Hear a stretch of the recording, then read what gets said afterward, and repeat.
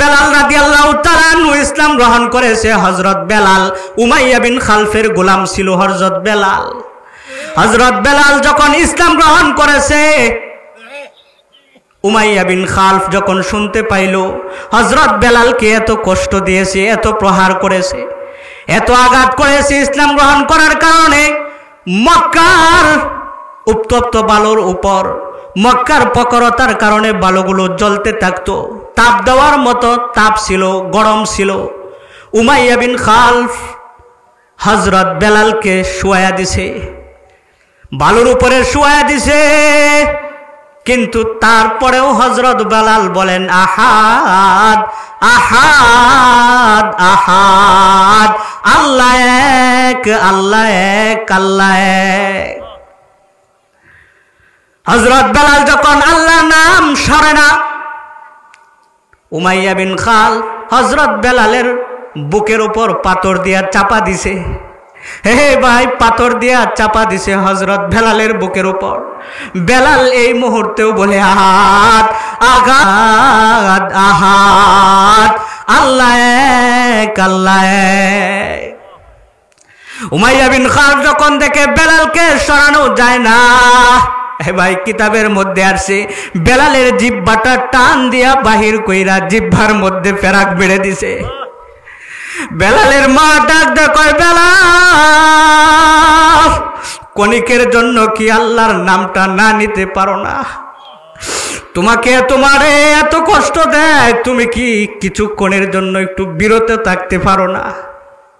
হযরত বেলাল জবাবটা কি দেয় শুনেন। হযরত বেলাল বলেন, মা আমি এতদিন পর্যন্ত মালিককে ডাইকা যে মজা পাইছি রে মা, যখন জিহ্বার মধ্যে রক্ত নিয়ে একটা ডাক দিছি, তাকায়া দেখি আল্লাহ আমার সাথে সরাসরি কথা বলতেছে। সুবহানাল্লাহ। আল্লাহ তাআলা নামটা যখন জিহ্বার মধ্যে রক্ত নিয়ে নিছি, রক্ত মাখা অবস্থায় যখন ডাক দিছি, এত মজা আর পাই না। হযরত বেলাল যখন নবী ইন্তেকাল করেছে, মদিনা ছেড়ে চলে গেছে, হযরত বেলাল আবু বকরের কাছে গিয়া বলে, ওগো আবু বকর আমাকে বিদায় দেন, আমি মদিনায় আর থাকবো না। হযরত আবু বকর বলে, কেন থাকবা না বেলাল, বলো তোমার কি সমস্যা? হযরত বেলাল বলেন, যেখানে নবী নাই, আমি আজান দিলে নবী ইমামতি করবে না, সেখানে আমি বেলাল আর থাকবো না। হযরত আবু বকর বলে, বেলাল তোমার ভিতরে কি নবীর বেদনা আছে? আমার ভিতরে নাই, আমাদের ভিতরে নাই। হযরত বেলাল জবাব দেয়, আপনাদের ভিতরেও আছে, কিন্তু আমি বেলাল যখন নবীর রওজার দিকে তাকাই তখন আমার কলিজা ছিঁড়ে যায়। হযরত বেলাল চলে গেছে দামেস্কে। 6 মাস পরে হযরত বেলালকে নবী স্বপ্নে যুগে ডাকে, হে বেলাল আজকে 6 মাস হয়ে গেল, কই গেলা? হে বেলাল চলে আসো। ঘুম ভাঙ্গার পরে বেলাল পাগলের মতো মদিনায় চলে আসছে। রাসূলের রওজার পাশে আইসা দাঁড়াইছে হযরত বেলাল। হযরত বেলালকে দেখিয়া মক্কা মদিনার ছোট ছোট বাচ্চারা মা বাবাকে জিগায়, ও আব্বা ও আম্মা, দেখা যায় বেলাল আসছে, মনে হয় রাসূল মদিনায় আসছে। দুধের মা যখন সন্তানকে দুধ খাওয়ায়, ছোট ছোট বাচ্চারা জিগায়, মহিলারা কান্দে, বাচ্চারা জিগায়, মা কান্দেন কেন? কয় বেলাল আসছে, কিন্তু রাসূল দুজি থাকতো রাসূলও আসতো। হযরত বেলাল রাদিয়াল্লাহু তাআলা আনহু কবর যখন সবাই পাইছে, বেলালের কাছে চলে আসছে। সাহাবীরা এসে বলেন, একটু আজান দেন, আপনি যে নবী থাকতে যেভাবে আজান দিতেন আজকে একটু আজান দেন, আমরা নবীর চিঠি স্মরণ করি, নবীকে একটু স্মরণ করি। হযরত বেলাল বলেন, না না আমি আজান দিতে পারবো না, আমি আজান দিলে কি আল্লাহর রাসূলকে ইমাম বানাইতে পারবেন?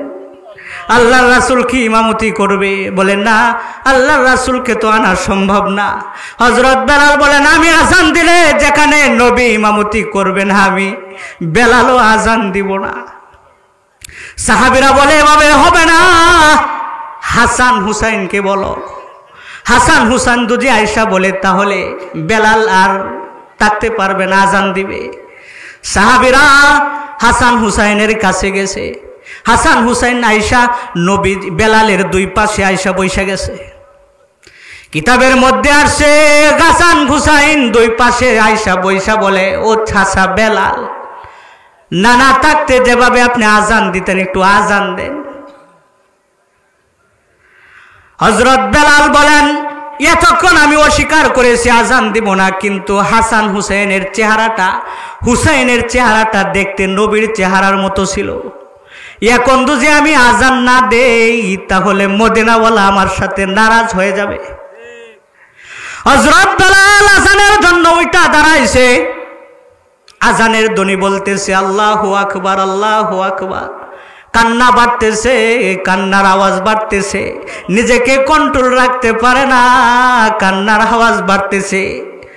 আশহাদু আল্লা ইলাহা ইল্লাল্লাহ, আশহাদু আল্লা ইলাহা ইল্লাল্লাহ, কান্না বেড়ে গেছে।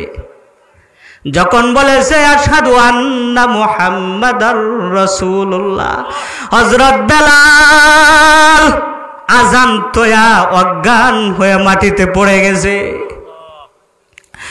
সাহাবীরা যখন হুঁশ ফিরছে তখন জিজ্ঞাসা করেন, হুঁশ ফিরার পরে বেলাল কাঁদতেছে।